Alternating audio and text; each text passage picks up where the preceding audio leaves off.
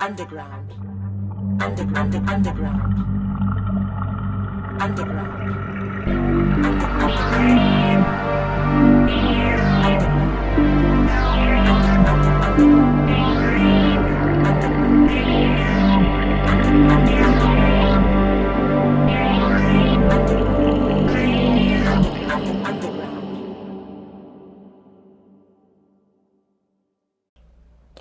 Greetings, surface dwellers. My name is Michael, and these are my chthonic musings.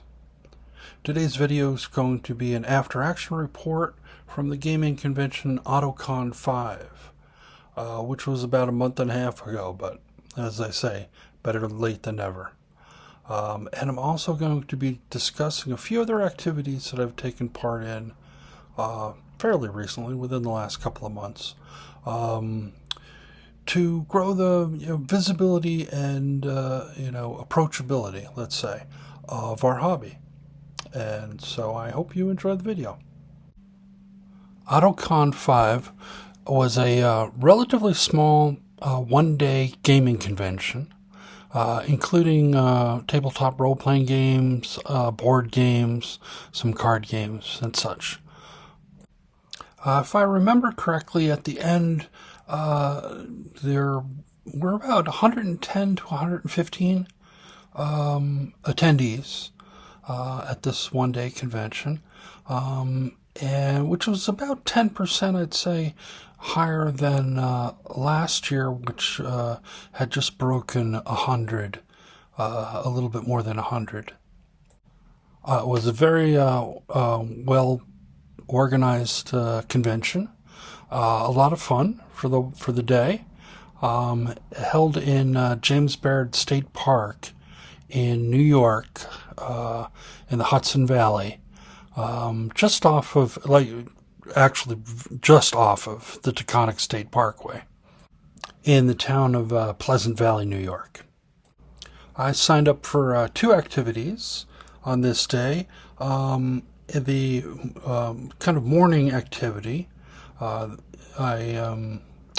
Rather than getting into a game, there was a mothership game that was available in the morning slot, but I had already run that particular the scenario, another bug hunt that comes in the starter set, or comes in the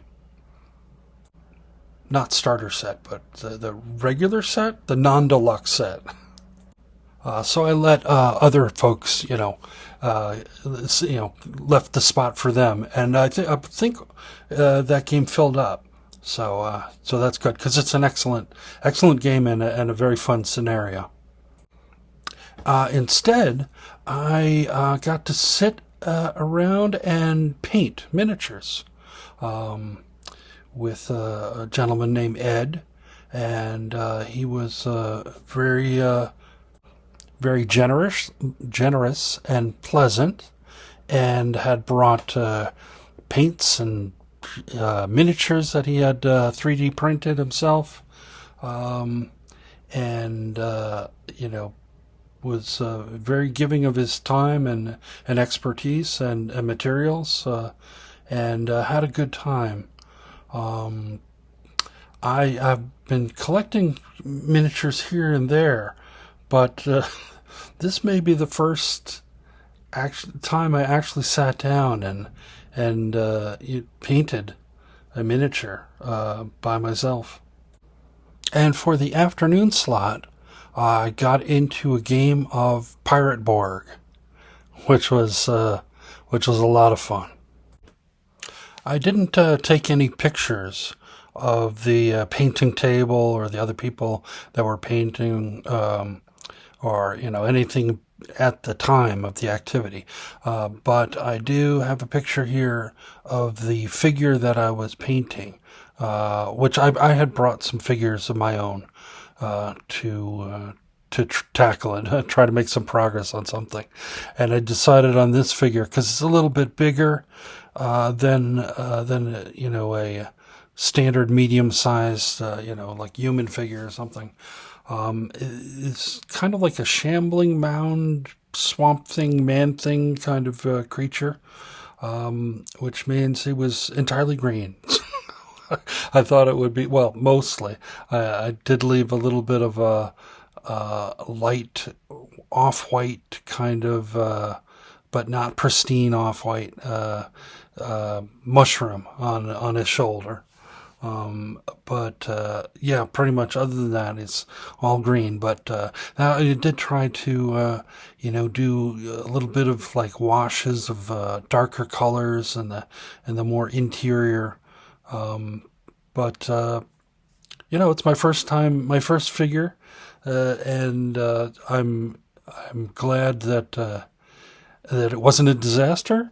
And I painted, except for the base. I have to go through and do something with the base. Probably can paint and maybe glue some stuff, that's appropriate for the type of terrain that he'd be in. But yeah, I'm glad. I also did a little bit on a number of other figures, like just like one part. Like I was doing some other colors, and it's like, oh, I'll do this one's cloak and the vest of this other figure, and then cycle through them. But just to spend the time and just to be doing it. I mean, that was really the big barrier, is just to say I'm actually going to do it. I'm actually going to spend the time. I'm going to put paint to a figure, and I have plenty of figures that they're not, they're not. I have no tremendous attachment to them, so why not? Why not give it a shot, see what comes out, and at least I'll be making some sort of progress on it. And it was fun to be with the other people. I was able to ask Ed a number of questions and just chill out and paint. And that was a good use of the time in the beginning part of the convention. The OttoCon kind of hockey puck thing that I'm showing here was some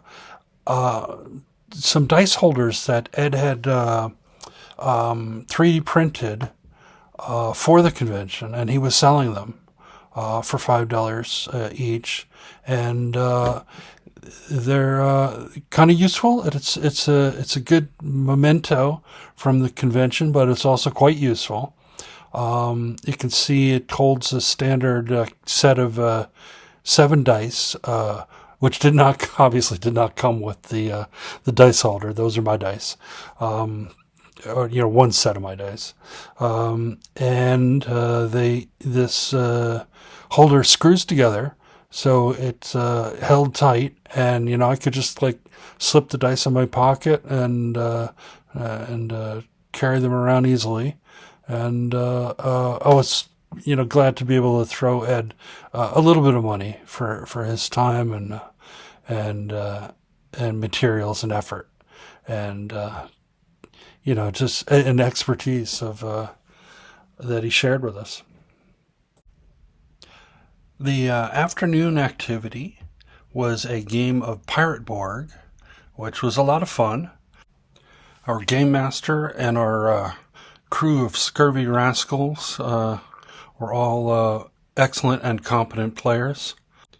I'm pretty sure this game was my quickest character death that I've ever experienced. We pretty quickly got into a almost in media res battle shipboard, and after the ship that we are starting in was like sundered in twain. And I'm pretty sure my character got to act and got in a blow, and then the immediate response after that was killed by 2 skeletons. And in Pirate Borg, all the roles are player facing, so I got to kill myself essentially by failing my defense rolls. And what was funny too is that we had there were a whole stack of pre-gens, and I just grabbed the top one, and there are little bits of descriptions, and then when we took our first turns, we like kind of introduced ourselves a little bit, of who we were and a little bit about our characters. After immediately dying and taking another character, the game master switched up, when it came to the second round. And I don't think I was the first person to die. I think the person whose turn was immediately before me also perished in like the first round. But after the first character, it was like, okay, we're not doing the introductions anymore. We're in combat. But that was entertaining, and after that, after those first two deaths, things settled down, and we went, doing our piratical business, and we did have a third death, towards the very end, but that was like kind of a, it's a con game, and people do, extraordinary, risky things. And so, one of the players decided to attempt a, sudden but inevitable betrayal, and it did not go well for him. But he was perfectly fine with that. He was kind of expecting it. And the other thing I'll say, I won't go into, spoilers about the adventure or anything like that, but, we did, I kind of got into a groove of, doing a bit of, play from, standing, things got kind of exciting, and, we're kind of like standing up and making oaths and fist bumping, and yeah, we're going to do this, and this is our plan. And I was just, came across a video from, Dave Tomafor, of a, kind of like a review or talking about Pirate Borg. And he said exactly the experience that I had with Pirate Borg. I think the title of the video is, it said like, Pirate Borg does weird things to people. And within the video, it says, what makes this any different from other pirate RPGs? And the first item, it said like, it evokes a desire for playfulness in people. And that was exactly my experience. So had a lot of fun with this, with the game, and was able to, team up once again with, a friend and fellow YouTuber, DM Bloodworth, who actually lives in the same town as this, convention. So I could expect to see him there, each year, and it was good to see him again. I didn't pick up too much merchandise at OttoCon, but I did get the dice holder, and actually there was another gentleman that also wanted to get a dice holder, but he didn't have cash on him. So and it was only $5, so I gave Ed another $5 and gifted the one of the dice holders to the gentleman that was looking for it. But beyond that, I picked up, there was an author that was, had a table, and, I went over there. I was looking around and, had some pleasant conversations with her and her daughter and the people that were, manning the table. And, she had a trilogy of books. They're contemporary fantasy, which I don't usually go for the contemporary part, but it was about Faye and Changeling that was the protagonist, and she comes into conflict with other Faye that are, perhaps being, corrupted or manipulated by vampires, the Poughkeepsie vampires and the New York City vampires, and so. It was set locally, and that kind of made the difference. So I went in and picked up the trilogy because I despise Poughkeepsie vampires, to tell you the truth. so it's been a fun read so far, and I'm still working through the books.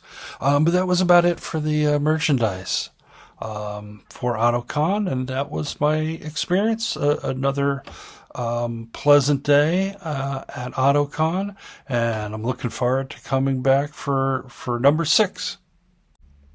Besides OttoCon, I've kept myself busy with a couple of other local games and events. The first was a Cosmere RPG game at my local game store, or I should say one of my local game stores, because I am fortunate enough to have 2 right in my town. I'm pretty sure I mentioned in some earlier videos on this channel about how my perpetual crusade to try to get my game store to carry role-playing games other than D&D or Paizo's Pathfinder. And we've been making some progress, I'd say. It's come in fits and starts, but I've been able to pick up like Warhammer fantasy role-playing starter set from them, when I saw it. And it's actually how I acquired the Daggerheart game, because I saw it on the shelves. And so like, well, technically this is not a Wizards game. So, let me give it a shot. But recently they were carrying some Troll Lord games. And I picked up a copy of the Castles and Crusades Player's Handbook. But also, the store has a Discord server, and that's where like communication among call it communication as a loose term, but between the players that and the customers of Nutmeg Games, and we've kind of been trying to get some games going. Besides the store does host D&D night, but I've been trying to get some other games going, and it's been an arduous task. At first, I thought like I put up something on the Discord for like, okay, I'm going to host a Shadow Dark game. And I just thought like, okay, put it up, and there must be lots of people that want to play games, and if I'm willing to do the game mastery, they'll just sign up. Build it and they will come, or announce it and they'll join. But no, evidently that's no longer how things happen.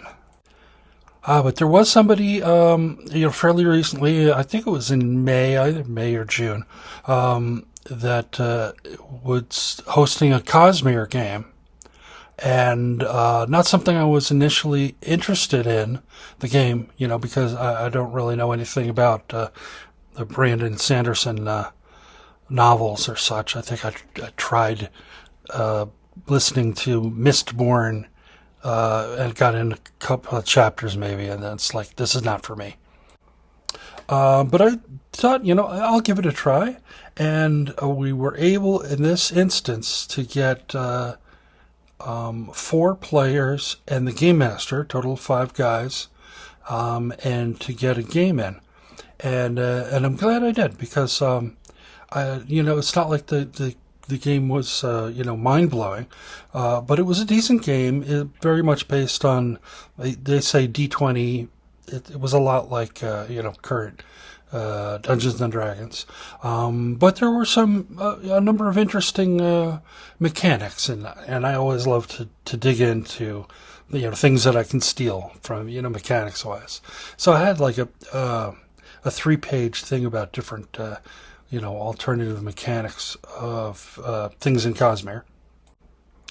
And I was a little concerned about like how off-putting it would be to try to dive into this setting. Like, is this only for the readers of the novels? But at least for this starter game, there was enough to just push you into the general direction of what's going on politically, who you are in the world, who your character is, and what's the nature of your mission, the adventure that you're doing, and it worked out fairly well.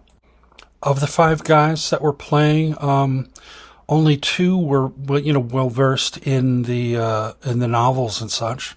One of the players and the game master. And the player that was well versed, it was like very well versed. And, had read everything about the setting. And one of the players was actually brand new to role playing. So that was exciting to have a new person. And he was not a young guy. I don't know, late 40s, 50s maybe.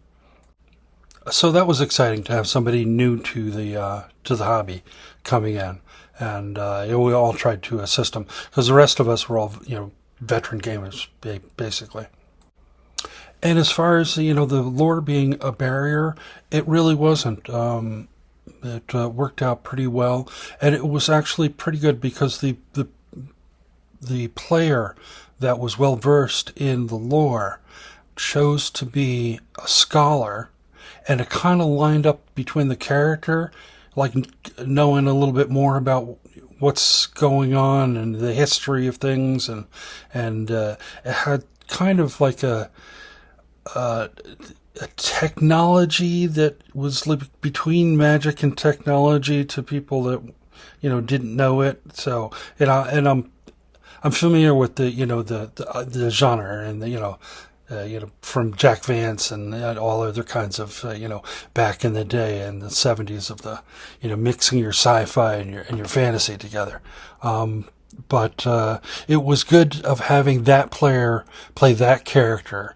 And then I played just somebody that was in the military, and but like kind of on the edge. She was like a little naive, but well-meaning and a good person, but kind of serving in a military that maybe is not so great, not so good. So there's a little bit of conflict there. And the other two players were playing as kind of in an underclass, like indentured servants. And one was more of a warrior type, the other was more of a thief type. But that worked out pretty well because, the ideals and such of the upper class and the scholars was like the last thing on their minds. Probably they're just looking for freedom. So long story short, we had a good session.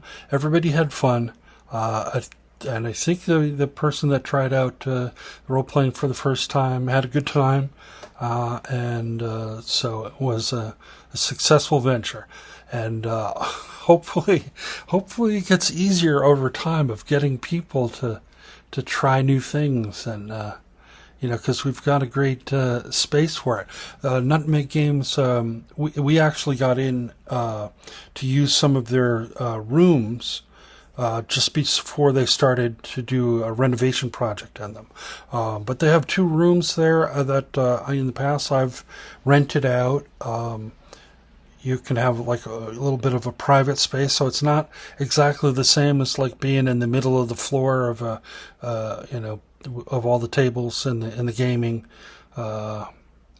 store, which Nutmeg also has, like an open floor area. But these two other private rooms are very nice, and hopefully they get renovated soon.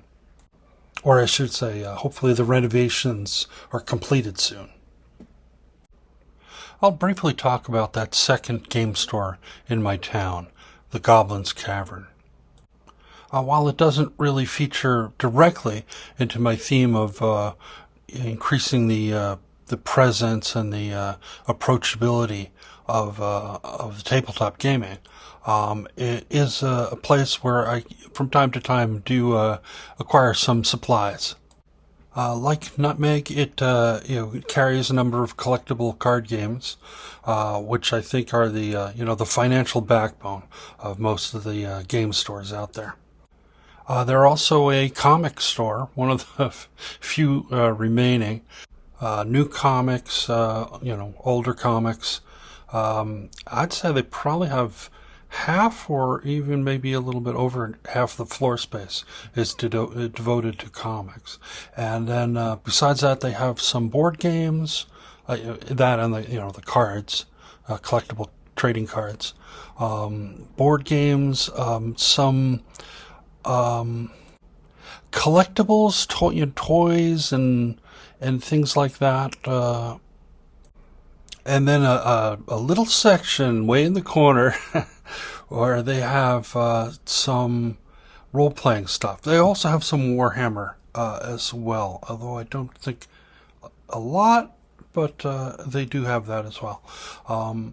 But what's interesting is that the role-playing stuff, they have a good selection of Reaper miniatures, and then a few other like general accessories. And I think the last time I checked, they had like maybe a few current, D&D 5.5 books, but no more than a handful. But I get some minis from them. I got some dry erase tiles for, outdoor stuff, and dungeon tiles, paints, brushes, things like that. Their events page is exclusively trading card events. So I don't know. I've kind of got it on my radar to, spend a little time and talk with them a little bit more about, what their relationship is with the, the board games and the and role playing. If they ever do events, if they rent out tables or what have you. But for now, it's a place for my a few supplies, mini supplies, and unlike Nutmeg, which carries exclusively like D&D miniatures, big line of D&D licensed miniatures. The minis that I get here are a little bit more in my sword and sorcery themes, if you will. Meanwhile, back in New York's Hudson Valley, this was a little bit after, it was the week after OttoCon. My son was hosting a class, Start Your Adventure Dungeons and Dragons for Beginners. I signed up. I was a little curious, even though I've run games for my son, way back when he was very young, like 8 years old and such, and sent him to D&D summer camp weeks from time to time. But I had never been. I knew that he, game mastered, dungeon mastered, but I had never been in one of his games. So I figured I'd see, how he's going to run this class, and it was quite interesting. It was not only him, but his wife and sister-in-law, and besides myself, there were 5 other people that signed up for this class. They were all female, so very interesting for a Dungeons and Dragons game and character creation, and we did play a little bit towards the end. 9 people, only 2 of them male. It was a very low-key, enjoyable time. My son, talked about, not just the game aspects, but, the whole creative part of the hobby of just being in. It's not just about, playing a game, but all the things, from character generation on that you are making and deciding, and it's really kind of an art form. All the people were engaged. The ages of the participants, besides myself, ran from, like late 20s to late 40s. So a number of people intrigued about what this game is about. And when it was time for character generation, I was able to assist some of the people in making their decisions. Really, having them make the concept of what they wanted to, and then me just lightly gently showing them what in game terms what some of the decisions would mean, and what some of their options are. And I think everybody had a really good time, figuring out who their character is and what options they're going to take. And I think they were really really invested in it by the time they made their characters. And I think I learned a bit about the types of people that would be interested in the game if they had the opportunity to engage with it. And then 2 weeks later, in partnership with another group that I don't know, my family participated in creating a one-day kind of mini Ren Fair. It was called Shire at the Grove because it was initially intended to be at a site called Locust Grove, which is the old home of Samuel F.B. Morse, the Morse code guy. But as it got dangerously close to the event, I think like just 2 or 3 weeks before the event, things fell through, and the event could no longer be held at Locust Grove. And luckily, were some last-minute arrangements made, and it was held at an American Legion in Poughkeepsie. Poughkeepsie or LaGrangeville, I'm not entirely sure the exact boundaries of the towns, but if it wasn't in Poughkeepsie, it was pretty close to it. I have to say the event went very well, and there was a musician there, a gentleman playing guitar.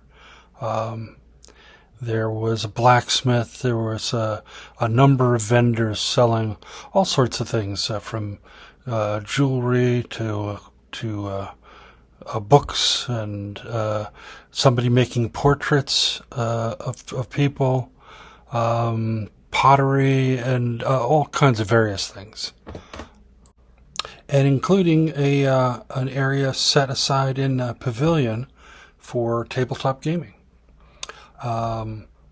There was initially going to be, I think, 2 different games held during the day. One of them was going to be a kids game, and then a more adult game later on. And unfortunately, there wasn't enough participation, enough interest in the kids game, so that didn't happen. But there was an adults game that was held, and it was D&D 5th edition. But curiously enough, not the current 5th edition, not 5.5. It was the 2014 5.0 edition.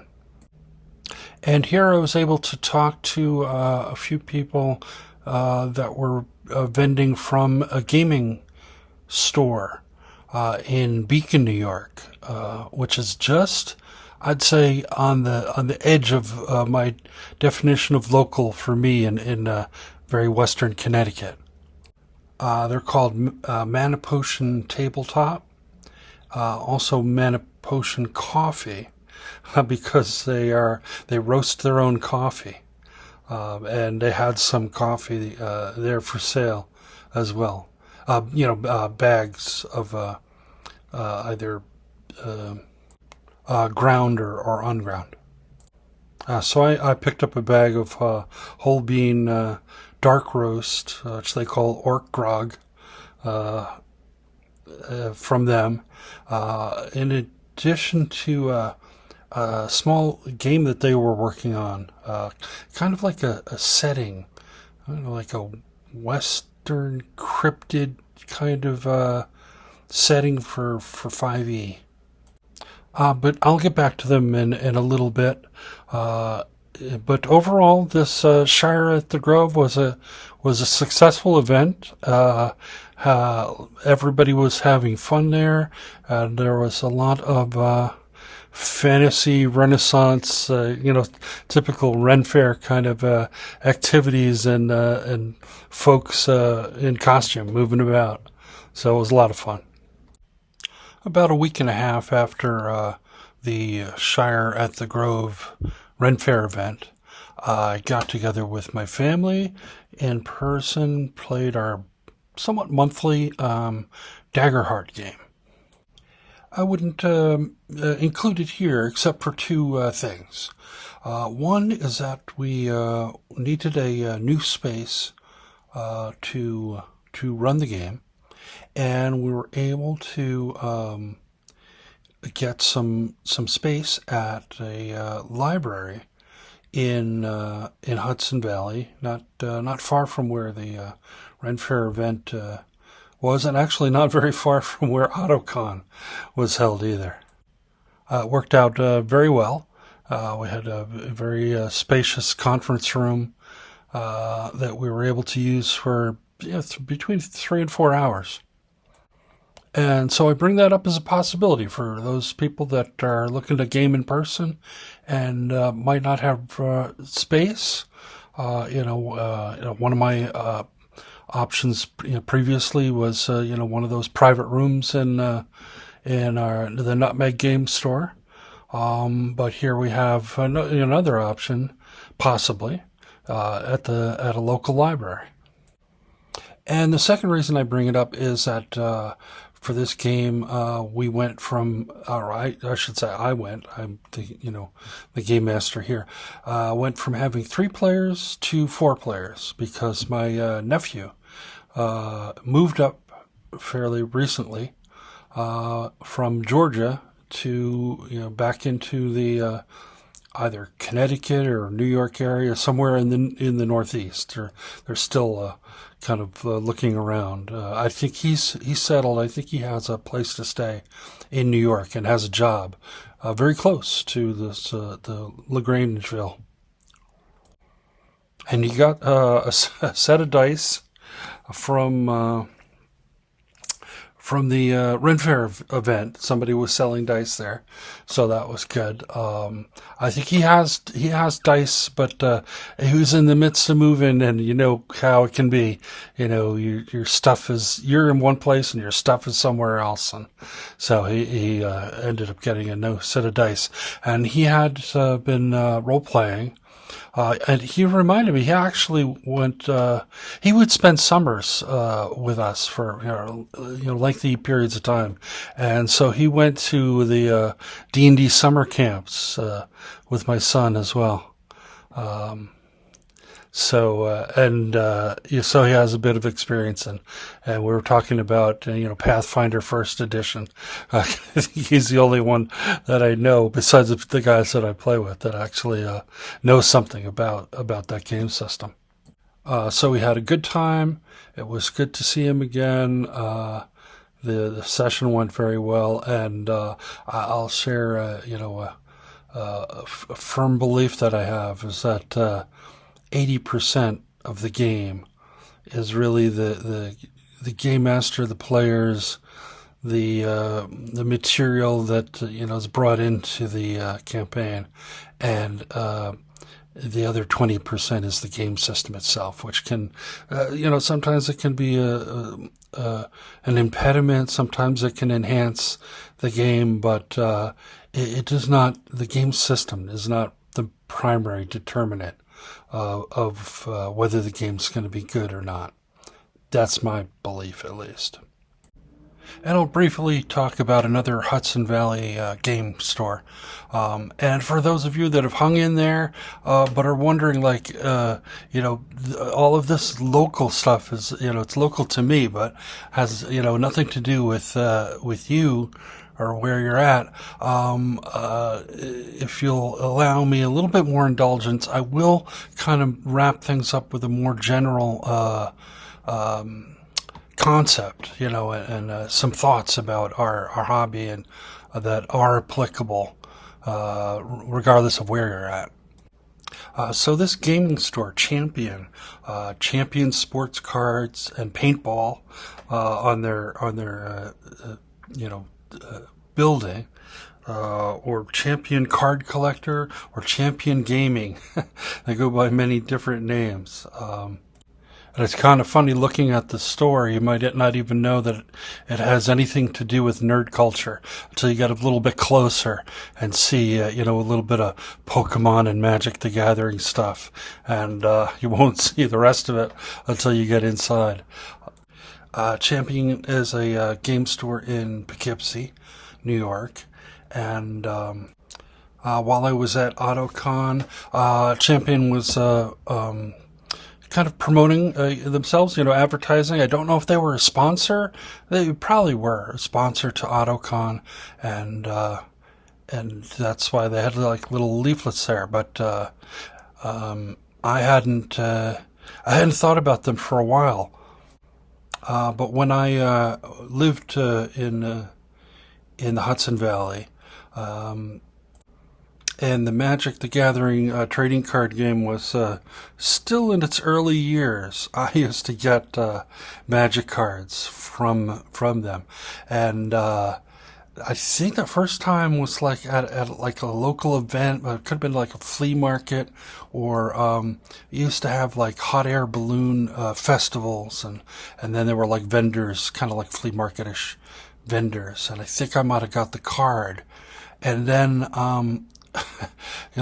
called him up afterwards, and got some, did a little bit more business out of his garage. I think he had a room that was just like off of the garage, but not quite, like you weren't going into the house, but and it, packed with all kinds of cards, and it felt a little bit like like something illicit was going on buying the Magic cards at that point.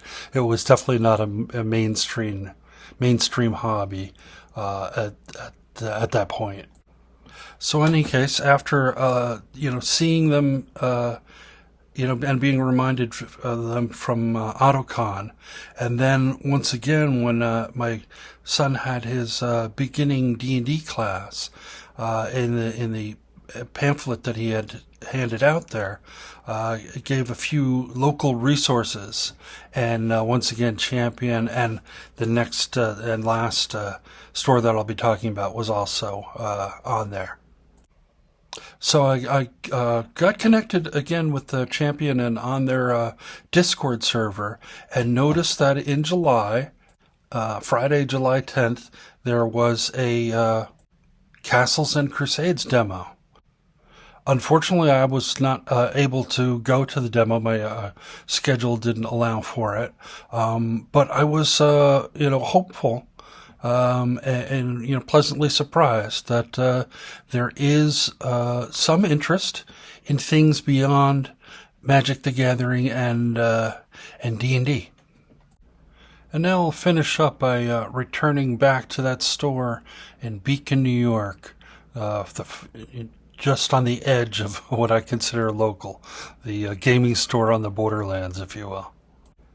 I learned about the store from my son, from first his beginner's D&D workshop, then meeting them at the Shire at the Grove event, Ren Fair event, where I got the coffee and their Cryptids of the Untamed West setting that they were working on. And then I went to go pay them a visit in Beacon, New York. I have a group of longtime friends that meet up with about once a quarter, every 3 months or so, and we do some board gaming. We play a number of different board games, but the perennial favorites have always been like Axis and Allies, with zombies or without zombies, or some version of Risk, with aliens, without aliens, mutants or not. Risk Europe, which is a bit more wargamey than typical Risk, or Risk. What is it? 2110 or something, kind of gonzo, and Risk Legacy, which we played for well over 4 years, which was actually a series of like 16 games, but all related, and the Legacy system, one game chains into the next. It changes the board, it changes the cards that you have, introduces new factions and such. So that was a lot of fun. Anyhow, it's coming up again. I'm hosting, and the place that I normally host, Nutmeg Games, is doing renovations on their rooms. But I noticed that Mana Potion Tabletop also has a room that they rent out. They also rent out some tables right on the floor for wargaming and other games. They do Magic the Gathering and Warhammer, and they had a number of different games in there. So I checked out the store, talked to one of the owners, and everything looked very good, and paid my deposit or for the rental of the room, and should be all set. And I noticed as I was there, they had a number of different games and such, and it looked good. They also had Shadow Dark. They were an actual friendly local game store that carries all the Shadow Dark products. So I picked up 2 of the Curse Scrolls that I did not have, numbers 2 and 3, and also a little board game called Sequoia that looked fun as well. So I'm going to wrap this all up and say that hopefully you have similar types of game stores, little quirky game stores near you, and it's not all just Wizards of the Coast products and Warhammer. And these quirky little stores are quite interesting because they'll often latch on to various other things, like Mana Potion brews coffee and sells the coffee, and they actually sell it online as well.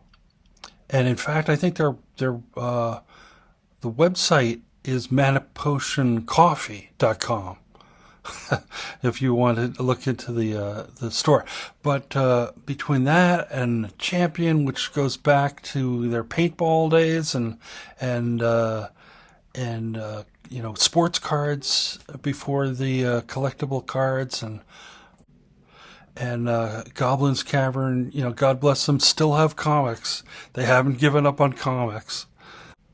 And both Mana Potion and Nutmeg Games have rooms to rent, or at least once the rooms at Nutmeg are renovated, they'll be back in that business. But all different things if you just poke around and ask some questions. So hopefully that's enlightening and inspiring. I know it was for me.